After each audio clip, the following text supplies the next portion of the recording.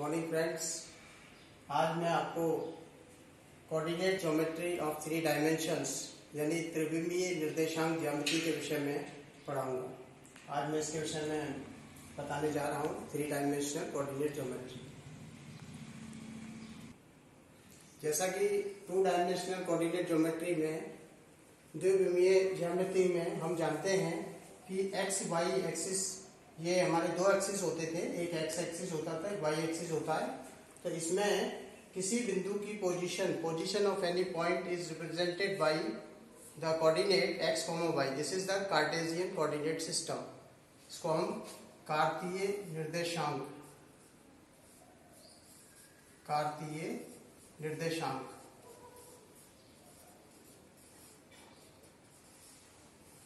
निर्देशांक पद्धति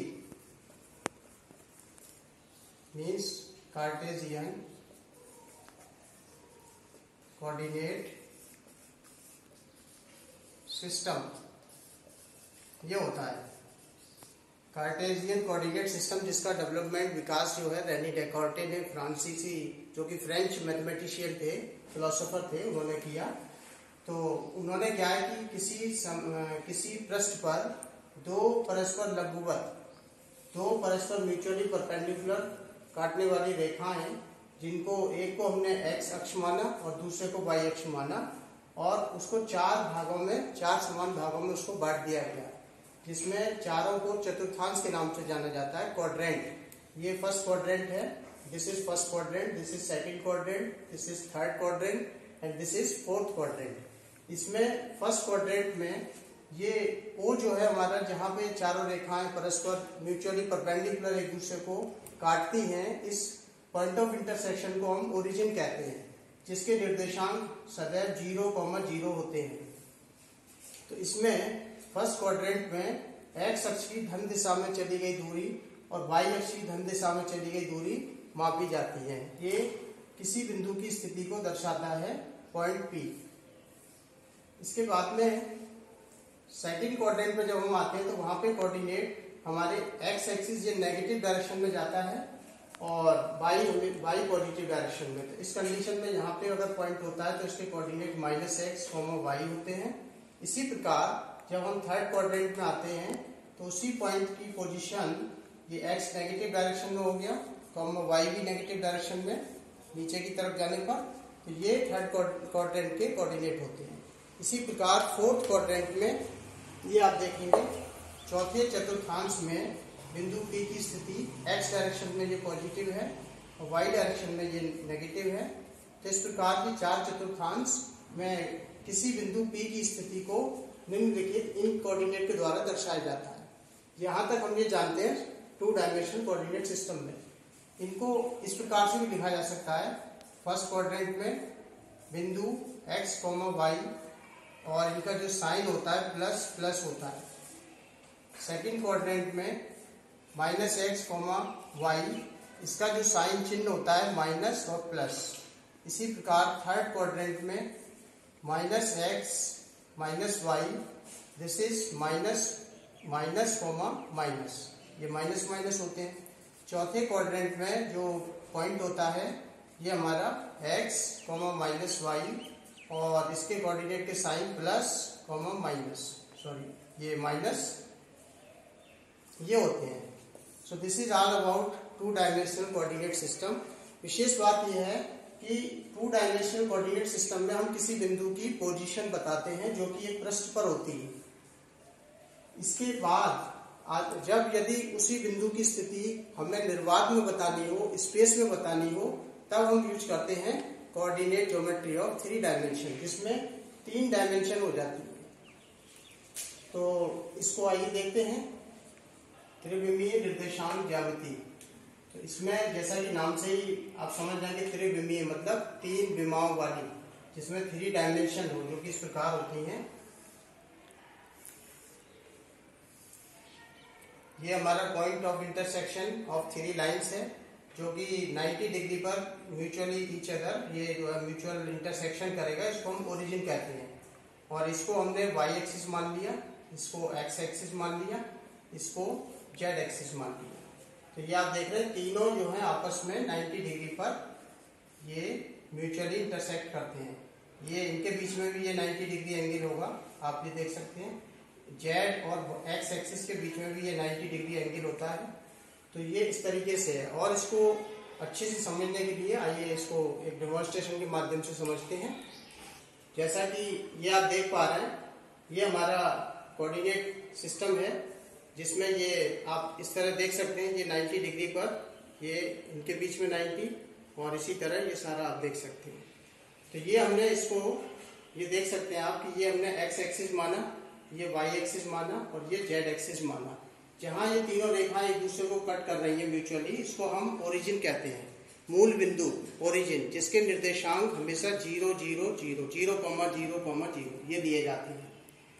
तो इसमें ये इस प्रकार से जितनी भी ये निर्वात को, जिसमें निर्वात में किसी बिंदु की स्थिति को बताने के लिए हम 3 डायमेंशनल कोऑर्डिनेट सिस्टम को यूज करते हैं। निर्वात मीन्स स्पेस। स्पेस में जैसे जितनी भी सॉलिड वस्तुएं हैं या ऑब्जेक्ट्स हैं, उन सब की स्टडी हम 3 डायमेंशनल कोऑर्डिनेट ज्योमेट्री में करते हैं। मतलब उनका ग्राफ या उनका जो सॉलिड शेप है वो किस प्रकार की है किसी वक्र के द्वारा, तो ये सारी सॉलिड चीजें हैं, वो सारी हम 3 डायमेंशनल कोऑर्डिनेट सिस्टम में स्टडी करेंगे, एनालिसिस करेंगे। इसीलिए कभी कभी इसको हम सॉलिड ज्योमेट्री भी कहते हैं, और इसको वैश्लेषिक ज्यामिति भी बोलते हैं, वैश्लेषिक सॉलिड ज्योमेट्री। और समझने के लिए, जैसा कि आप ये देख पा रहे हैं, ये 3 मुख्य अक्ष हैं इसमें, x axis, y axis, z axis. सबसे बड़ी एक बात इसमें जानने की ये है कि कोऑर्डिनेट सिस्टम को लिखने के 2 तरीके हैं। एक तो ये होता है कि इसमें किसी भी पॉइंट, एनी पॉइंट, स्पेस में कोई भी पॉइंट पी है, तो ये जो है इसके कोऑर्डिनेट एक्स, वाई, जेड के रूप में ही लिखे जाते हैं। सबसे पहले x coordinate, then y coordinate, then z coordinate. तो ये इस तरीके से किसी निर्वात में किसी भी बिंदु P की पोजीशन को दर्शाता है। ये एक्स वाई जेड जो कोऑर्डिनेट है। अब इसमें जो मैंने बताया कि इसमें 2 सिस्टम है लिखने के, एक होता है लेफ्ट हैंड सिस्टम और एक होता है राइट हैंड सिस्टम। तो जनरली आपने बहुत सारी किताबों में देखा होगा कि कहीं जेड एक्सिस तो यही है, कहीं पता लगा कि ये एक्स एक्सिस हो गया, ये वाई एक्सिस हो गया, और कहीं ये भी होता है कि इसको वाई एक्सिस कह दिया, इसको जेड एक्सिस कह दिया। तो मैं आपको बताना चाहूंगा कि एक्सिस को आप चाहे किसी भी रूप में बना दीजिए, उसका जो विश्लेषण है, एनालिसिस है, पोजीशन ऑफ द पॉइंट है, वो हमेशा वही रहेगी। आपके जो भी इसमें सम्स क्वेश्चन सॉल्व करेंगे उसमें कोई फर्क नहीं पड़ेगा। लेकिन फिर भी सही बात यह है कि राइट हैंड सिस्टम को हम अक्सर कर फॉलो करते हैं। राइट हैंड सिस्टम क्या है कि उसमें हमेशा सबसे पहले हमें ये सिस्टम ज्यादा ठीक है, ये अप्रोप्रिएट सिस्टम है, this is called right hand system. क्यों है ऐसा, मैं अभी बताऊंगा आपको एक प्रैक्टिकल के माध्यम से। सबसे पहले हम इस वाली रेखा को एक्स एक्सिस मानते हैं, इसको वाई मानते हैं और इसको जेड मानते हैं। कुछ बुक्स में इस तरीके से होगा, या अभी मैंने और बनाया कि यहाँ पे एक्स ले लिया, यहाँ वाई ले लिया। तो आप कहते हैं ना कि रोटी चाहे खाना चाहे भोजन आप चाहे इस हाथ से खा लो या इस हाथ से खा लो, उसका टेस्ट नहीं बदलेगा। उसी तरह आप ये कोऑर्डिनेट को किसी भी तरह से लिख लो, सिस्टम को, इसको वाई मान लो, इसको एक्स मान लो, कोई फर्क नहीं पड़ेगा। लेकिन फिर भी जो सही पद्धति है उसका मानना, उसका अपनाया जाना बहुत जरूरी है। तो वो सही सिस्टम क्या है, आइए उसको समझते हैं। तो एक प्रैक्टिकल के माध्यम से मैं आपको ये सिद्ध करके दिखाऊंगा कि यही सिस्टम सही है, this is right hand system. आइए देखते हैं। तो इसमें देखिए यही सिस्टम एप्रोप्रिएट है कोऑर्डिनेट सिस्टम को लिखने का। इसको समझेंगे आप इस प्रैक्टिकल के माध्यम से। मान लीजिए ये आपका ये एक्स एक्सिस है, सपोज ये वाई एक्सिस है और ये जेड एक्सिस है। जब हम इसको ये देखिए आप यहाँ डायग्राम में देख सकते हैं, इसको जब राइट हैंड सिस्टम के अकॉर्डिंग, राइट हैंड सिस्टम क्या है, जब इसे स्क्रू ड्राइवर से इसको जब घुमाएंगे हम राइट हैंड में, तो हम ये देखेंगे जेड की जो जेड अक्ष पर दूरी बढ़ती जा रही है। जैसे इधर दूरी बढ़ेगी आपका एक्स एक्सिस पर, इधर वाई पर। जैसे जैसे एक्स पे चलेंगे इसके करस्पॉन्डिंग आप वाई पे चलेंगे, इसके करस्पॉन्डिंग आपको जेड पे अपवर्ड ऊपर की ओर बढ़ेंगे। तो देखिए मैं जैसे घुमा के दिखाता हूँ आपको, ये आप देख सकते हैं जेड की हाइट बढ़ती जाएगी, जेड एक्सिस ये आप देख सकते हैं। तो चूंकि आपने क्या किया, x के बाद y पे आए, ध्यान दीजिए, x then y then z, ध्यान दीजिए, x then y then z, तो z ये अपवर्ड हो गया, तो यानी ये positive direction of z axis, positive direction of x axis, positive direction of y axis. तो ये इस तरह से जब घुमाते हैं तो ये आप देख रहे हैं z ऊपर की तरफ जा रहा है, तो ये एप्रोप्रिएट राइट हैंड सिस्टम है। अब आपने अगर यदि इसको चेंज कर दिया, इसको अगर ये लेंगे x कर देंगे और इसको y कर देंगे, तो ये फिर डायरेक्शन नीचे की तरफ हो जाएगी। तो सो this is all about the right handed coordinate system. अब 3 डायमेंशन में ये पॉजिटिव डायरेक्शन है z एक्सिस की, ये पॉजिटिव डायरेक्शन है y एक्सिस की, ये पॉजिटिव डायरेक्शन है x एक्सिस की। इसी प्रकार y एक्सिस की ये नेगेटिव डायरेक्शन इधर हो गई, -y कह सकते हैं, या इसको हम y डैश भी कह सकते हैं। इसको इसी तरह से हम z डैश कहेंगे, minus direction of z axis. ये x एक्सिस की पॉजिटिव डायरेक्शन है, इसको इधर बढ़ा देंगे तो ये इस तरीके से आप देखेंगे ये x डैश होगा। और इस प्रकार ये निर्वात में स्पेस में 3 डायमेंशनल कोऑर्डिनेट सिस्टम को हम 8 भागों में बांटते हैं। इस बात का विशेष ध्यान दीजिए, 8 भागों में। जैसे कि 2 डायमेंशन में हमने 4 भाग बनाए थे, first quadrant, second quadrant, third quadrant और फोर्थ क्वाड्रेंट। इसी प्रकार कोऑर्डिनेट 3 डायमेंशन कोऑर्डिनेट सिस्टम में हम 8 भागों में इसको डिवाइड करते हैं। अब वो किस प्रकार से है, आइए इसको समझते हैं। ये देखिए 3 डायमेंशनल कोऑर्डिनेट सिस्टम है और इसमें 3 planes are mutually intersecting each other. देख सकते हैं आप, एक ये प्लेन है, ये वाला एक समतल, ये और एक ये वाला है क्षैतिज, और एक ये वर्टिकल इसको कट कर रहा है। तो इस तरीके से 8 भाग इसके बन जाते हैं। इस तरीके से आप देख सकते हैं 1 2 3 4, ये आप इस तरह से देख सकते हैं कि 1 2 3 4। इसके ठीक पीछे आप देखेंगे 4 भाग और बने हुए हैं, ये 1 2 3 4, 4 ये और 4 ये, टोटल 8 हो गए।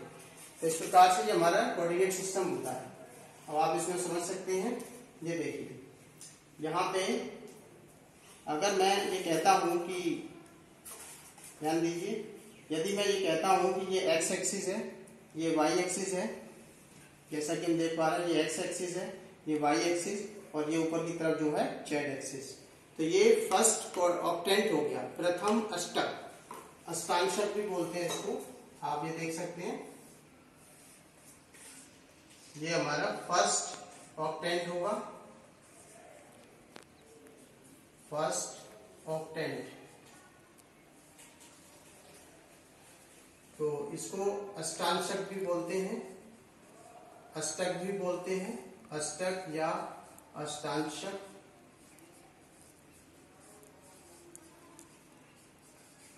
और ऑक्टेंट।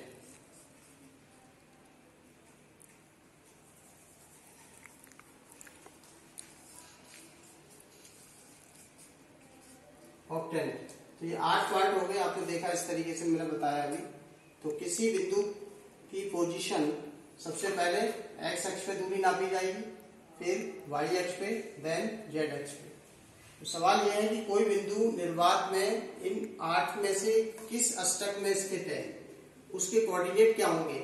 इसको पता लगाने के लिए आइए हम एक प्रयोग करते हैं, एक डिवाइस के माध्यम से इसको देखते हैं किस तरीके से हम इसको पोजीशन ज्ञात कर सकते हैं। जैसे फॉर एग्जांपल मैंने ये दिया, ये सपोज मेरे पास कोई क्यूबॉइड है, क्यूबॉइड स्ट्रक्चर है बेसिक। तो ये मैं, आप देख पा रहे हैं इसको मैंने इसमें रखा। तो हम इसमें चाहे तो ऐसे भी रख सकते हैं, जैसे चाहो वैसे आप इसे रख सकते हैं। तो मैंने कहा कि सपोज ये फर्स्ट ऑक्टेंट है, तो फर्स्ट ऑक्टेंट में कितने प्लेन हैं आपको सबसे पहले ये देखना होगा। एक तो ये ब्लू कलर का है, ये हमारा एक्स वाई प्लेन है, यदि ये मेरा एक्स एक्सिस है, और यदि ये वाई एक्सिस है, और ये लाइन जो जेड एक्सिस है, तो ये मेरा एक्स वाई प्लेन होगा। और ये वाला वाई एक्सिस था, ये ऊपर ये जेड एक्सिस है, तो ये हमारा वाई जेड प्लेन होगा। और ये जो ब्लैक वाला है ये जेड लाइन है और ये एक्स लाइन है, तो ये जेड एक्स प्लेन होगा। बहुत अच्छे से आप इसको देख सकते हैं। और ये इस तरीके से हमने इसको इसमें फिट किया, सेट किया, तो हम किसी भी पॉइंट के कोऑर्डिनेट निकाल सकते हैं। आप देख पा रहे हैं, सपोज यहाँ पे जैसे मैंने एक डायग्राम बनाया इस तरीके से, और ये आप देख रहे हैं,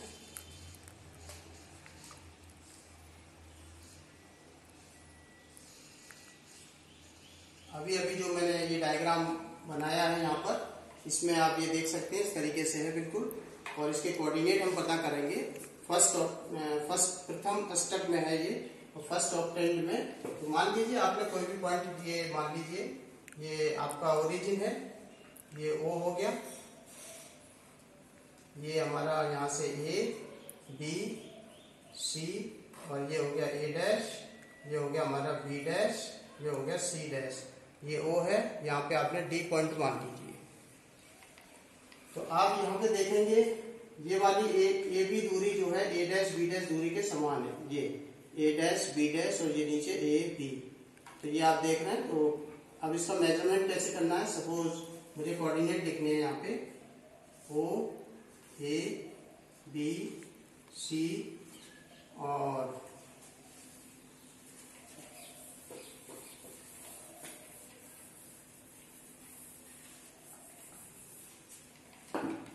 देखिए O के कोऑर्डिनेट तो आप जानते हैं, मूल बिंदु के हमेशा 0,0 होते हैं।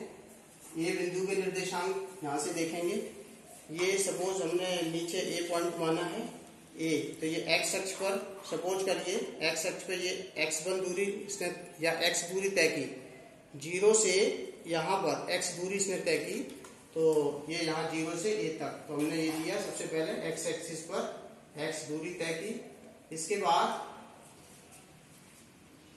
x अक्ष की लाइन पर y दूरी कितनी होगी, x अक्ष पर प्रत्येक जगह y और z 0 होगा, इस बात का ध्यान रखिए। आप ये देख सकते हैं, ये x एक्सिस की लाइन है जिस पर प्रत्येक जगह y और z 0 होगा, तो मैं लिखूंगा y 0 z 0, ये x डिस्टेंस हो गई यहाँ से यहाँ तक। इसी तरह b कोऑर्डिनेट पे आ जाते हैं, तो b की ध्यान दीजिए, ये हमारा डायग्राम में देखिए ये b पॉइंट है, तो ये दूरी हमारा यहाँ से सबसे पहले x दूरी चलेंगे, मान लीजिए ये x दूरी तय किया, तो ये x डिस्टेंस ले लिया।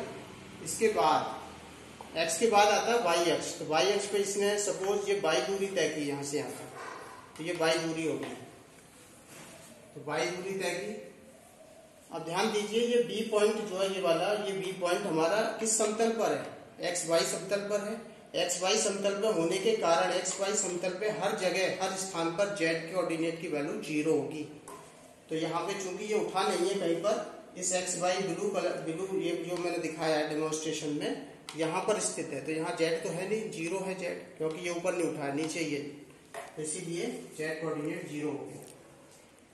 इसी प्रकार C पॉइंट पर आते हैं, ये देख पा रहे हैं आप, ये C पॉइंट है। तो सबसे पहले आप देखिए x कोऑर्डिनेट कितना है, ये हमारा y लाइन है, y एक्सिस की लाइन है, ये y एक्सिस की लाइन पे यहाँ मूल बिंदु से स्टार्ट करते हुए आप जाते जा रहे हैं। तो सबसे पहले ध्यान दीजिए कि y एक्सिस की लाइन पर x 0 होगा और z 0 होगा, ये देख सकते हैं, x भी यहाँ इस पर प्रत्येक जगह 0 होगा, y और इस पे z भी 0 होगा नीचे वाली लाइन पर, ये वाली जो लाइन है, तो इस पे x भी 0 है और हमारा z भी 0 मैंने बोला, और मान लीजिए यहाँ से यहाँ तक y दूरी है ये, तो ये हमने y दूरी ले ली और ये z बराबर 0 ले ली। जो हो गए O A B C के कोऑर्डिनेट। अब A डैश के निकालूंगा, तो ध्यान दीजिए A डैश का कोऑर्डिनेट क्या होगा, A डैश ध्यान दीजिए ये रहा, ये ऊपर वाला बिंदु A डैश है, तो आप इसमें देख सकते हैं x अक्ष के अनुदिश x अक्ष के अलोंग इसने सपोज x दूरी तय की, क्योंकि ये भुजा और ये भुजा दोनों सेम है, तो ये x दूरी तय कर ली इसने। अब ध्यान दीजिए पॉइंट है हमारा A डैश, तो ये x दूरी तय की इसने x, और y कितना होगा, यहाँ पे y 0 होगा, क्योंकि ये y डायरेक्शन में गया ही नहीं है, ये पॉइंट हमारा ZX प्लेन पर है, ब्लैक वाले प्लेन पर। ध्यान दीजिए ZX प्लेन है, इस पर ये पॉइंट है, तो इस पर y हर जगह 0 होगा ZX प्लेन पर, तो आप ये लिखेंगे y 0। अब ध्यान दीजिए ये ए डैश पॉइंट जो है एक्स हमारा ये एक्स दूरी तय किया, वाई दूरी 0 हो गई, जेड दूरी ये कुछ ये है, ऊपर वाला पॉइंट हमारा ए डैश है, ये यहाँ से यहाँ तक, सपोज ये दूरी यहाँ से यहाँ तक जेड है, तो हम इसको लिख देंगे जेड एक्स की पॉजिटिव डायरेक्शन में जेड दूरी, इस तरीके से।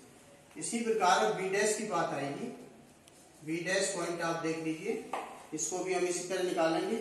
ये बी डैश हमारा ये पॉइंट है, जो कि सबसे पहले आप बी डैश पे जाने के लिए पहले एक्स अक्ष की दूरी देखेंगे, यहाँ से यहाँ तक ये एक्स, तो यहाँ से यहाँ तक ये एक्स दूरी तय किया इसने, एक्स हो गया, और फिर वाई के अलोंग दूरी लेंगे, यहाँ से यहाँ तक, सपोज ये वाई दूरी है हमारे पास।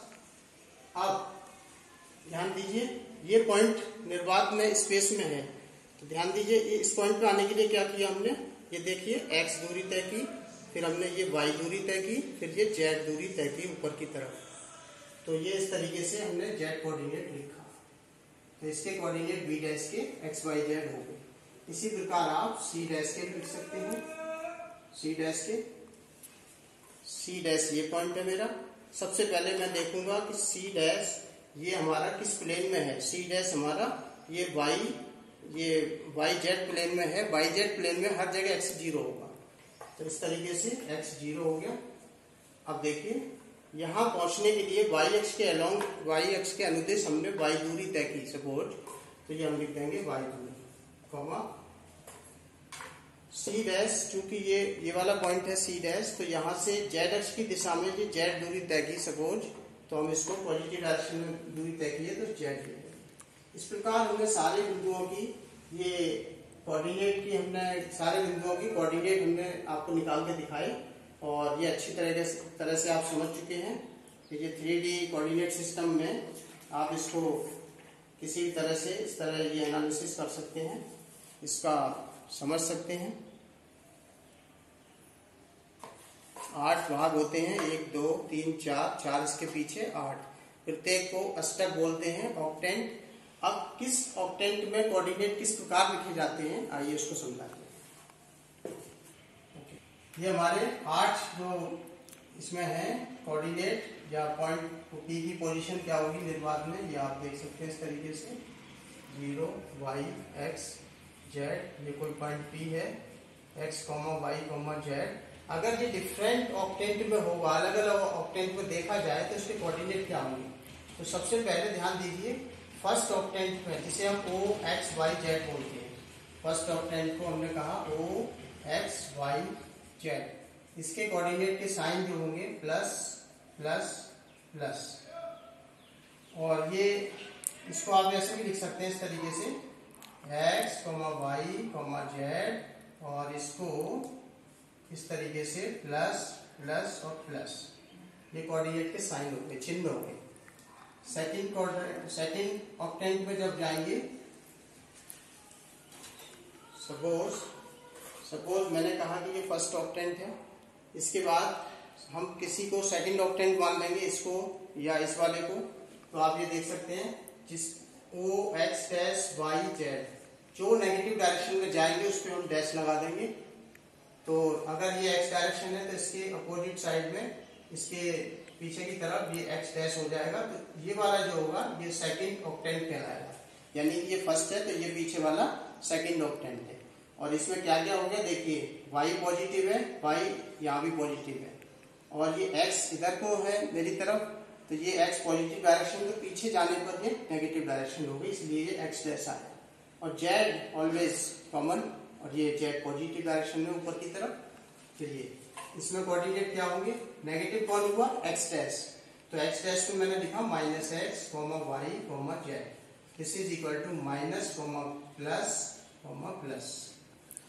इसी प्रकार without loss of generality we can say third octant o x y dash z, इस बार हमने y पे डैश लगा दिया, इसके कोऑर्डिनेट हो गए x, -y, z, this is equal two plus minus and plus. इसी तरह चौथा quadrant o x y z dash, z पे डैश लगाया मैंने, तो मैं इसको लिख सकता हूँ x, y, -z, this is equal two plus plus and minus. चार तो ये हो गए, ये फर्स्ट के, सेकंड के, थर्ड के, फोर्थ के। ये जो आप देख रहे हैं 1 2 3 4, इन चारों के तो मैंने कोऑर्डिनेट भी बता दिए। अब इनके ठीक नीचे, यानी कि नीचे नेगेटिव डायरेक्शन में जाने पर क्या होगा, बाकी के चारों को। फिफ्थ में आप ये लीजिए O X dash Y dash, O X Y dash Z dash. X को छोड़ दिया, वाई डैश जेड डैश ले लिया, तो इस पे क्या, एक्स को छोड़ दिया, वाई को नेगेटिव, जेड को नेगेटिव। इस कंडीशन में कोऑर्डिनेट हो गए प्लस माइनस माइनस। 6 में एक्स वाई को छोड़ दीजिए, बाकी नेगेटिव कर दीजिए, एक्स को नेगेटिव, जेड को negative. This is equal to minus x y and minus z. This is equal to minus plus minus. इसी तरह 7 हमारा होगा, देखिए यहाँ पे हमने x को छोड़ा था, यहाँ y को छोड़ा, यहाँ पे z को छोड़ देंगे। o x dash Y dash and z को छोड़ दिया। तो ये आप ध्यान दीजिए, x नेगेटिव हो गया, y नेगेटिव हो गया, z पॉजिटिव रहा। ठीक, ये आपने ये देखा। दिस इक्वल टू ये माइनस माइनस और ये प्लस। एक्चुअली अगर इसको वैसे देखा जाए कि ये है कौन सा ऑक्टेंट है, अगर इसके हिसाब से हम देखना चाहें तो बता सकते हैं आपको।